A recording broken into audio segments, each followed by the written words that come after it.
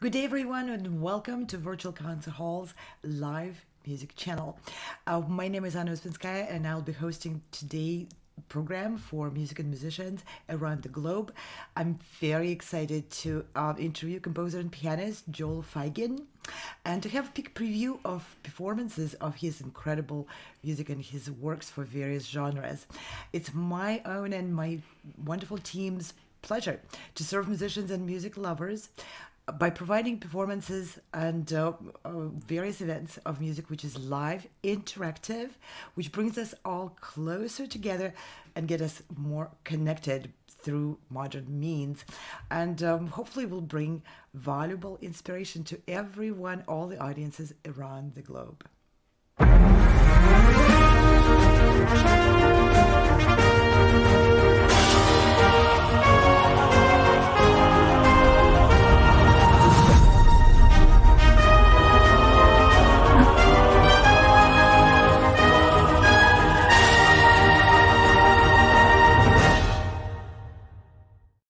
Virtual Concert Halls is in its fourth season of continuously broadcasting through internet TV, and we are also producing many different events.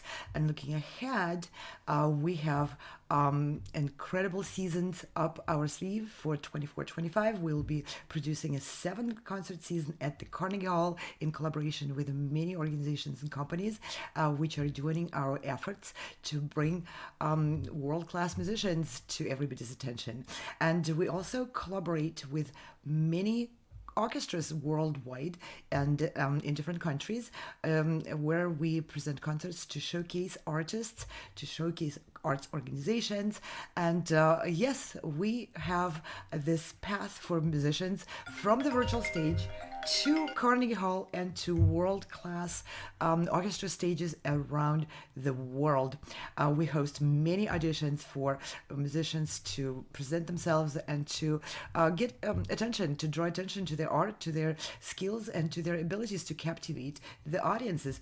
We produce music films, we host many auditions, we provide a chance for musicians to be heard and to collaborate with such incredible ensembles like what you see on the screen, the Royal Philharmonic in London, with the Slovak Sinfonietta in Žilina, with various orchestras in different countries, Paducah Symphony in the United States at Carson Center, incredible conductors, Boulder Symphony Music Academy in Colorado, and many other orchestras. And we have the Philippine Philharmonic Orchestra joining the Color Orchestra project for the next season, for season 24-25 and further.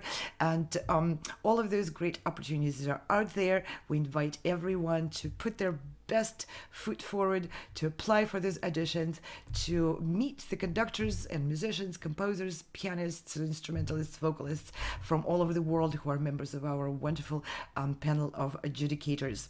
And let's look ahead what's coming up really next in the next few days. We will be hosting auditions for musicians to get a chance to perform at the Carnegie Hall in next season, and in the with those orchestras you have seen on the screen a few seconds ago. So let's see maybe a quick preview of what those auditions are like. Perform on our gala at Carnegie Hall. Auditions for the 2024-2025 season will be happening soon. We have opportunities for composers to have their works premiered and professionally recorded with the Leonard String Quartet, opportunities to perform a concerto with the New York Chamber Players and Orchestra Manhattan. Composers may also submit their scores to be premiered by these two fabulous orchestras. Solo opportunities, chamber music opportunities, and opportunities for large ensembles as well. Receive evaluations from the finest musicians, have a press interview, be featured on our daily internet TV show, receive certificates, medals, and a video of your performance, and have opportunities for many other awards. Applications are currently available on our website. Don't miss out on your opportunity to present your music on this world-renowned stage. We look forward to hearing your performances.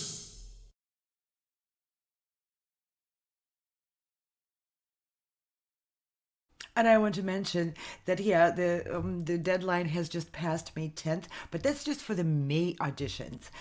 If you missed the deadline, if you haven't heard about those auditions, and you go like, oh my gosh, the next one is going to be in 4 years. No, it's going to be next month. And so please apply. The next deadline is June 1st, and the auditions will be held June 14th through 17th. And there you can apply for orchestras. We have 9 orchestras already with dates of concerts and all the details of those presentations on the website. Please visit our website, virtualconcerthalls.com, soundexpressivecompetition.com, progressivemusicians.com, colorchestra.com, and many other websites which also present all these opportunities together with us. By the way, those concerts are happening. Our team just returned from basically a mini tour going to Cairo in Egypt and presenting a concert for choral orchestra winners, soloists, who performed with the Cairo Opera Orchestra on the main stage of the Cairo Opera House, which is one of the biggest classical music venues for the entire Africa. There was a fabulous concert, and then our team went to Zlin in Czechia and presented a concert of choral orchestra soloists and many composers, new music, new works with Zlin home orchestra, Boguslav Martinu Philharmonic at the Congress Center in Zlin, and that was fabulous. That was followed by many hours and hours of recording sessions and so forth. Just go to our websites. It's a lot of information in there. Allocate a few minutes to really look into it and see if any of those opportunities can work for you. And we present the concerts in the new medium on the virtual stage through our systems which we created over the years to present live music and music events on internet TV, live internet TV.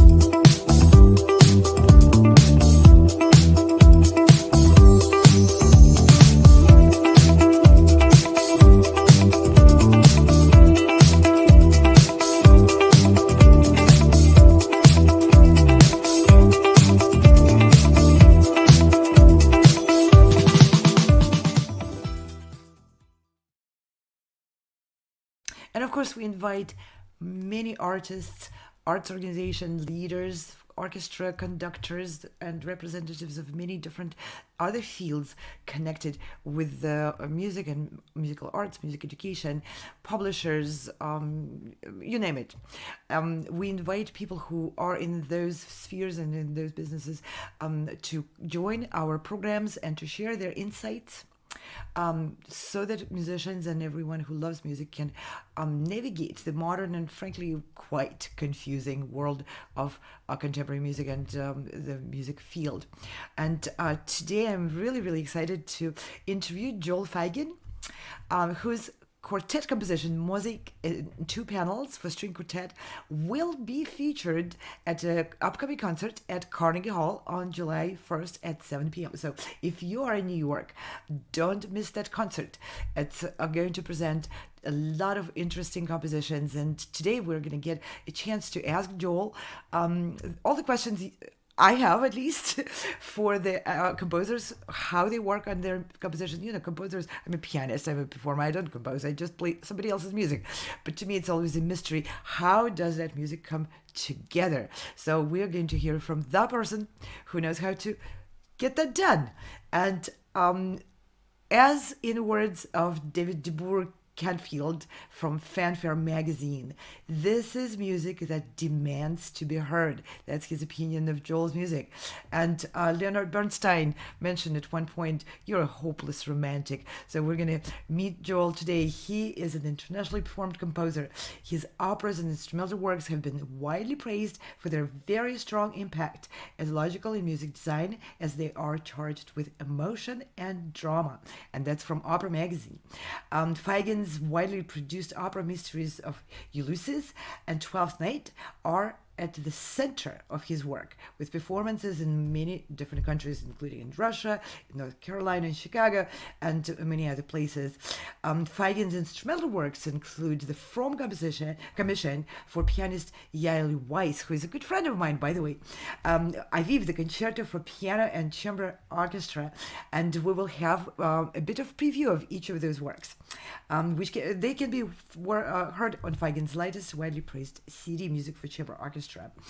It was described as by Fanfare magazine as the music that demands to be heard. And he is a professor emeritus of composition at the University of California. He studied with none other but Nadia Boulanger and Roger Sessions. And he has received, among other honors, incredible awards: Guggenheim Fellowship, Mellon Fellowship, Senior Fulbright Professorship, and the Edwards Dixon Emeriti Professorship at the University of California in Santa Barbara. A longtime student of Zen Buddhism, Feigin studied for many, many years with the late Sujun Mel Weitzman Roshi, and I'm going to ask him something about Zen Buddhism. I'm very interested how does that connect with his composition.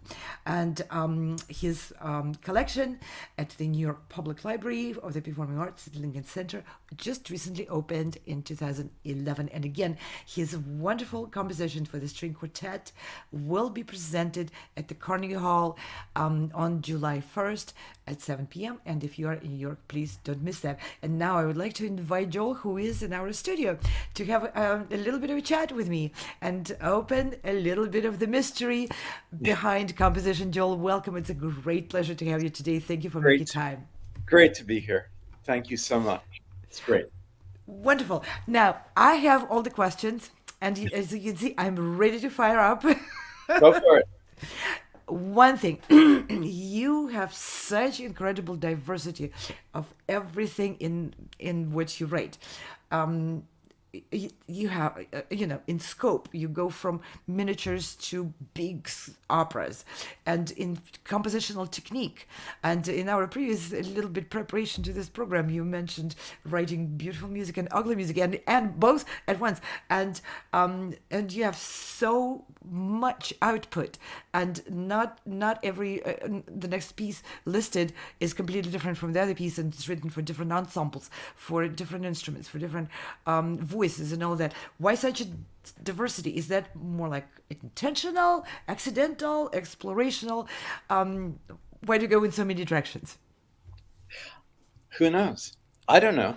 I mean, it's just I hear sounds in my head, and sometimes I like them, and therefore I want to share them.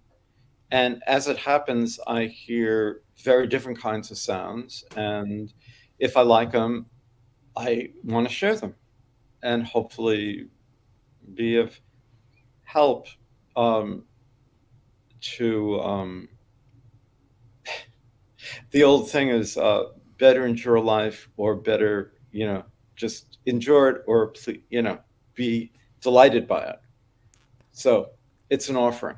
How interesting. So do you pre-hear your compositions in already kind of dedicated sounds for particular instruments or particular performers, or does it come together in the process? Well, usually it's pretty clear what instruments or voices are going to be in this piece.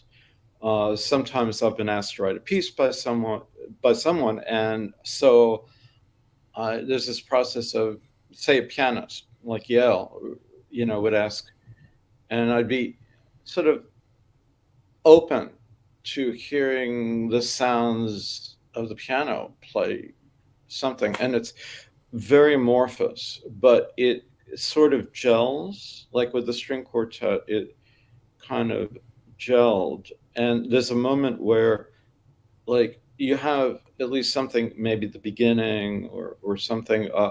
Oh, that really gelled. And so I would, at that point, probably jot that down.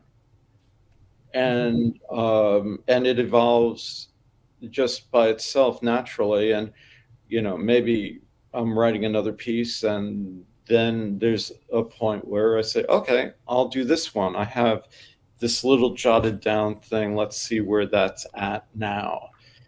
And then it kind of sometimes catches fire, and then I write the piece. And it happens with diverse, and I don't know why. It's just How like, interesting. And in particular, I have a question. What came first for your opera Twelfth Night? yeah. I know you wrote the libretto for it yourself. So Well, what? I had help from Shakespeare. Oh yeah, well, a little bit, I guess. A lot. But still, what came first? You heard a compositional piece, music, and then you were looking for operatic plot for it, or the other way around? Oh, well, Twelfth Night, I mean, I've just always loved it. If music be the food of love, play on. I mean, you can't do better.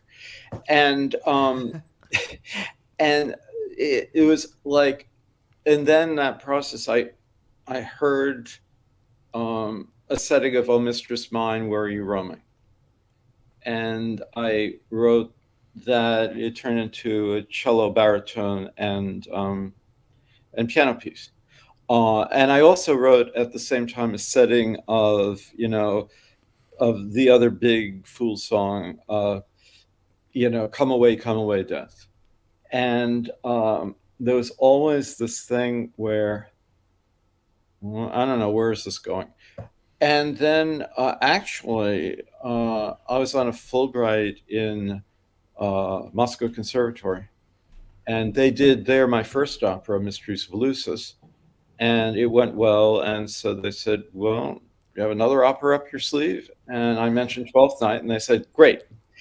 And so there I was, and the sounds were really coming. I already had some sound.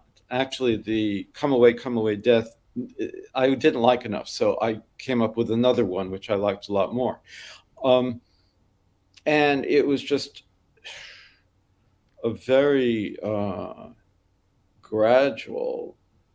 And then an opera company in North Carolina asked for an ensemble version or chamber orchestra version. So I was focused on that and did it. And they produced it, and that's been done around. And I ascribe much more credit to Shakespeare. I mean, he's very good. He's good with words. Very good with words. And it's I didn't. There's some, and if I set the whole text, the opera would be a week long.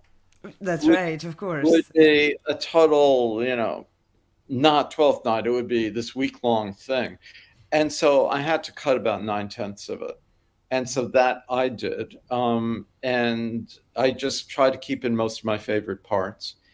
And of course, then, it's written for, there are wonderful songs, but it's basically a spoken drama. And that unfolds in a natural way, in a different order, in some sense, than a drama in music. How interesting. Oh, yeah.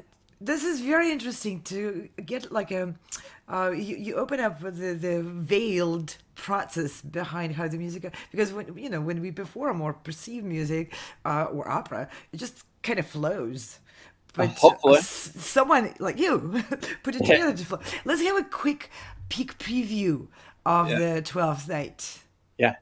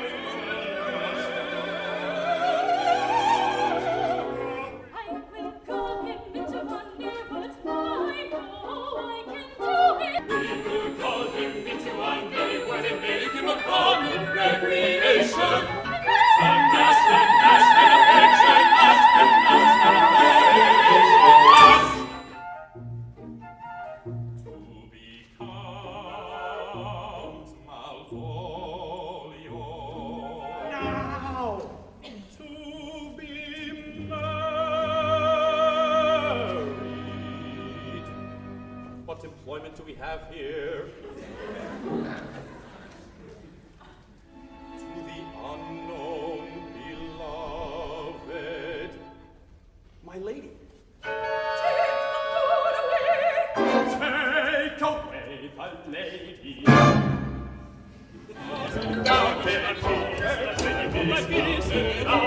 What is love?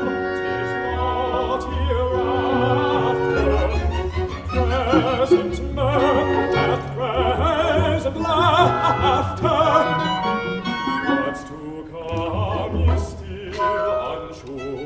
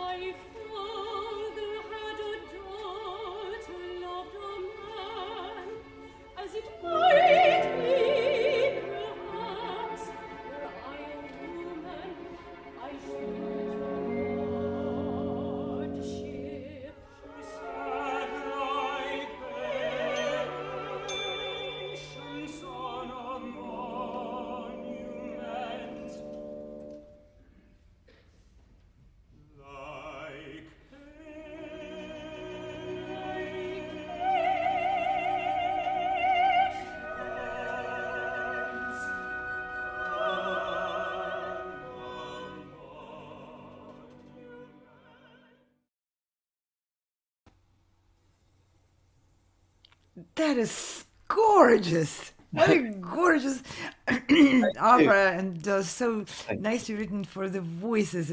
I can see the singers are thoroughly enjoying. Yeah, they. And the audience does too. Yes, they were really enthusiastic. It was a wonderful experience.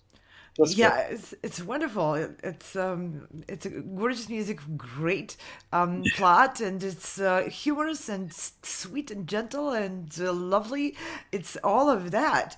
And but back to our diversity and variety. The next piece we prepared up our sleeves to preview is very different. Now, how do you decide what your next composition is going to be? Oh, which is the next piece we're doing? I'm not telling you. Oh, okay. Okay, well, it's back to the joke I told you as we were talking. Okay, I write pretty music and ugly music, and some people Funny. like my pretty music and hate my ugly music, and other people like my ugly music and hate my pretty music, and some people like both, and some like neither. So that's the way it is.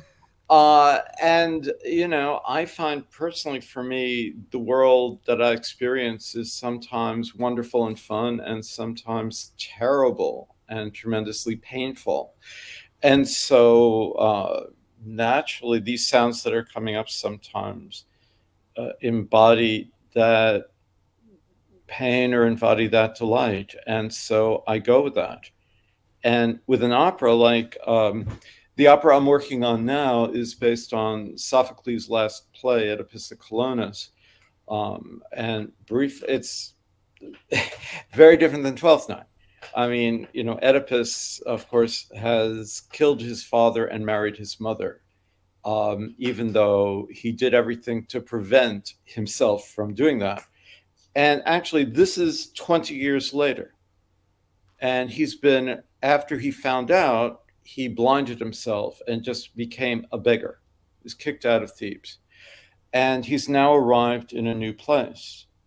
And he's just, I say, where are we? But the place he's arrived at is numinous. It's just somehow he and his daughter, who is helping him, just it has this really magical, sacred feel to it. And then someone comes up and they say, where are we? And he's like, get out. That's the grove sacred to the Furies. And Oedipus says, I'm never leaving here. This is where I'm going to die and find my rest with the Furies. And then it's outside Athens, actually in the birthplace of Sophocles. And he's finally accepted, and he comes to miraculous death, which is very peaceful, very mysterious. And he becomes like a demigod, welcomed by the gods. The gods say, the voice of the god. It's very interesting for me. In this polytheistic ancient Greece, the god is what Sophocles says. The god calls and just come. You're keeping us waiting. Come. And so it was very eerie. That's a very dramatic plot. And yeah. And how long have you been working on that new opera? Oh, about 1,000 years. Okay, that makes sense. Yeah, it was about, I don't know, like 8 years now, and I can't stand it. So I'm aiming to finish the ensemble version this year, come what may. And it was eerie. So Because, is that a plot, the drama, the underlying, the tensions, what brings out the, as you mentioned, the ugly music to life? well, it brings some ugly music to life. I mean, killing your father and marrying your mother is pretty damn ugly. It is. And yet he's coming and finding a peaceful rest and a miraculous death. So it kind of combines, which a lot of pieces do, both aspects. And like all the mixed bittersweet stuff in between. And so that would be one that combines both, which is a Interesting. lot of my pieces. Well, let's have a little peek preview for Antigone's plea for refuge from Outcast of the Gate. Okay.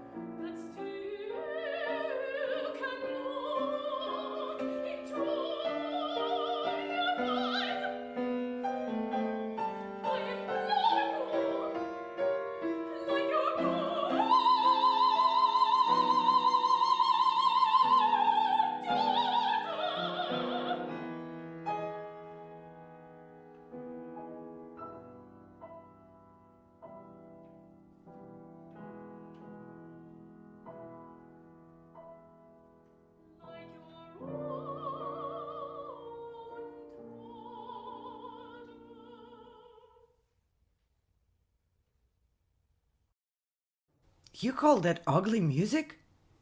Gorgeous! Thank you so much. I just did the best job I could. It's And incredible. It's intense. yeah. And of course, it has a lot of dissonance in there because that's what you're expressing. But it really captures you and holds you in, and it's gorgeous. Oh, thank you so much. Thank you so much. I wanted to ask you about something else. You listed in your bio, which is unusual. You know, most of the time people list their accomplishments, where they studied, where they were born, and so on and so forth. And I saw in your bio an interesting line about practicing Zen Buddhism. Why Zen Buddhism?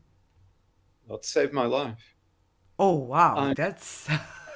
yeah, I mean, I just when I began serious practice uh, and went to retreats where I sat in meditation for a week, all day, basically. I just had the feeling, if this doesn't save me, nothing can save me. And so now it's some 30 years later. And I mean, I couldn't write music without it. It would be too painful. And because it's a hard thing to do in this world. And it's, well, a couple of things occurred to me. You were saying, like talking about my being humble. I don't know, but it's very, and I mentioned this story. I mean, it's, of course you're humble. I mean, you're just part of the whole mess. And it's a huge mess out there, like the whole universe, and you're just part of it. So, that realization makes things, well, you could have various reactions, but for me, it helps make things okay. There's a great story about my teacher, Mel Weitzman. Because when you asked Mel, how you doing? He would always say, oh, I'm okay. And then one time someone got the guts, well, he was such a sweet guy. I mean, it didn't take much guts. He said, Mel, I mean, aren't there times when everything goes wrong and you have just a horrible day? And Mel said, of course there are, but that's okay too. Oh, wow. What a great answer. That's okay, Yeah, too. right. He was amazing. He was just amazing. It was supreme So, good fortune. is that what you find in practicing Zen Buddhism, this incredible core balance Yeah. to make peace with intense joy as well as intense tragedy of the world? Well, make peace with the world. It's a lot about balance. Like Mel would say, it's in sitting down to meditate, you can balance. It's all about balance, and it's all about the breath. And then when you sit down, you really 3 times you take deep breaths. For the most part, you just breathe totally naturally, but you settle into the breath. And, and the breath kind of is very interesting. I mean, for example, hi. Oh, hi. Okay. For example, sometimes, there's a time when for the first time ever, you take an in-breath and you're born. And then there's a time when you take an out-breath and then you've died. And in between, there are a lot of in-breaths and out-breaths. That's true. That is a good perspective on the journey from start to the end. Except it's not the start and it's not the end because you're part of the same mess. It's just like everything changes all the time. So, I mean, all this happens, that happens. And then there's this being born and takes an in-breath, and that just keeps going for a while. And then that same being takes a last out-breath, and then things keep going. So, that perspective That's an is incredibly humble perspective and powerful as well, because being part of something empowers us to do our part. that's right. We do our part. We do the best we can. We offer what we can. How interesting. Well, we heard two very different operas. Hmm. One already completed, the other one almost completed, but your genres just go on and on. And I want to hear some of, well, you got to give me that. Piano is my favorite instrument. Let's hear some piano music. Right. Okay, fine.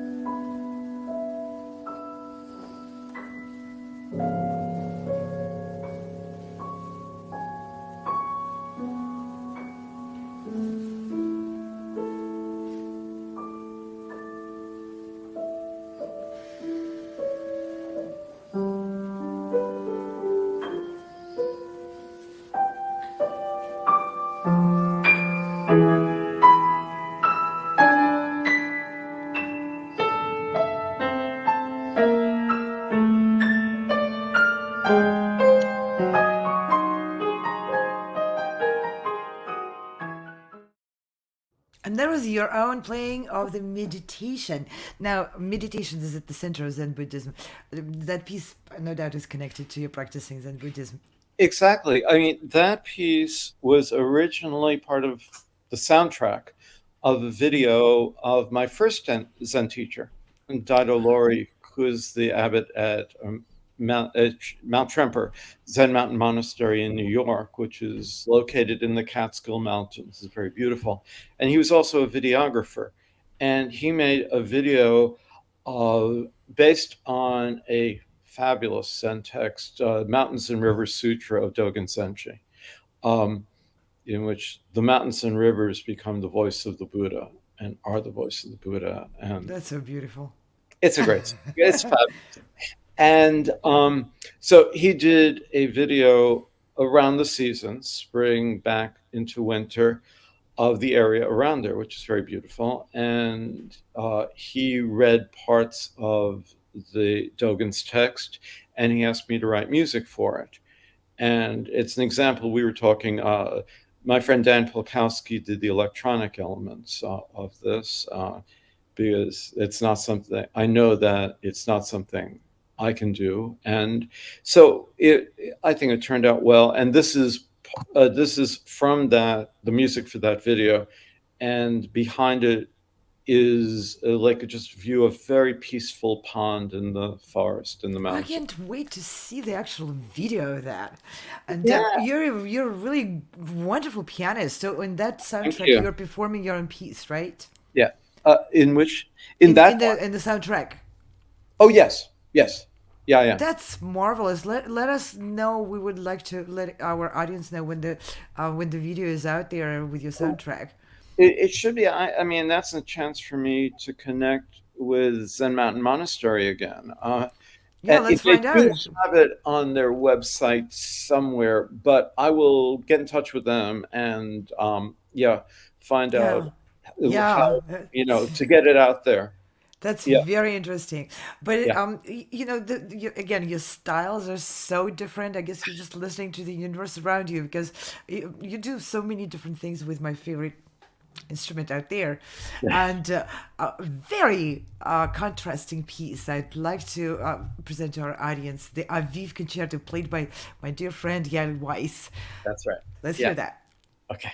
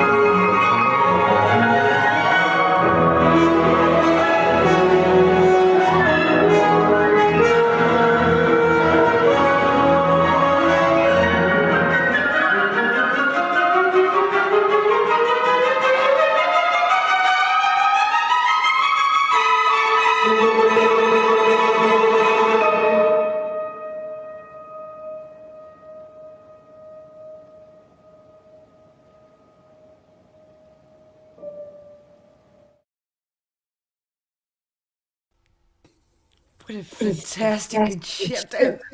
Thank you so Oh my much. goodness. Yeah. Uh, Yeah, I'm so looking forward to hearing your quartet mosaic and two panels Oh, at the Carnegie Hall. great. But we got to get that concerto to be performed at the Absolutely. Carnegie Hall. That is Absolutely. fabulous concerto. That'd be awesome. Thank you. And That yeah, would be. Elsa is so beautiful, Oh yeah, Ellie's just one of the best. She's She's incredible. great. She's She's great. both virtuoso and a fiery personality. She's yeah. Yes. She's And I great. know the concerto is written for her, so you really bring Yes. out the real Yale, who's, a pianist and a marathon writer. Yeah. Yeah. Yeah, that's So, right. yeah, she's a runner. Um, Yeah. Listen, Joel, I haven't even gotten through half of my questions. I guess we're doomed. We have to do part two of this. That would be great. I'd really enjoy it. This has been terrific.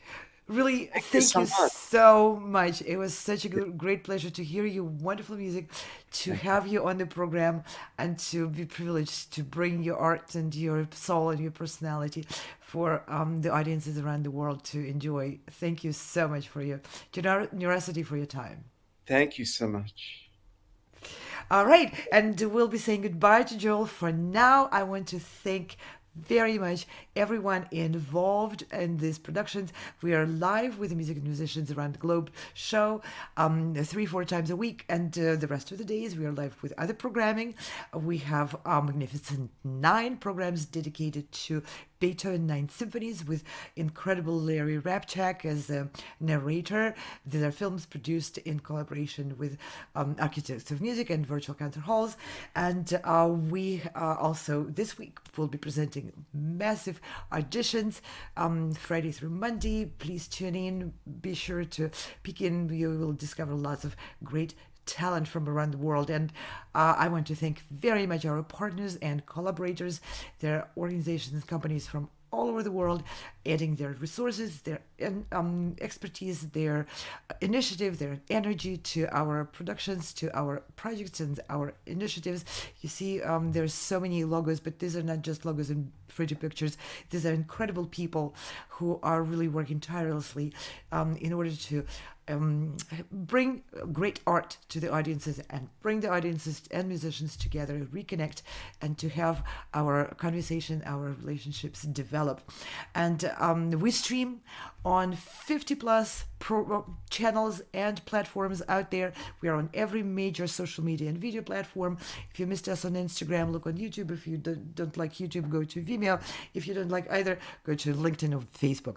And if none of those, you can see us on many curated channels and platforms all around the world dedicated to bringing greatest performance and arts and music to their audiences. And with that, I want to thank our wonderful guest, Joel Feigin, who was here today with us discussing the artistic process of composition. And we had a great privilege to see his music. Thank you, Joel, one more time. Thank you And so much. with that, I thank our audience. Please make sure you subscribe and like our channels. Come back, be part of it. Send us a message. We always look for interesting people and projects to collaborate with. And with that, I want to say many thank you to our team, wonderful producers from Virtual Concert Halls. Our team is growing. It's a great musicians and artists who also mastered the virtual stage and internet TV production. And big thumbs up and thank you to Ante Božić Kudrić, who is a pianist and composer and a magician behind the production of today's program. Thank you, Ante. Thank you, everyone. See you again soon. Bye. Bye. Thank you.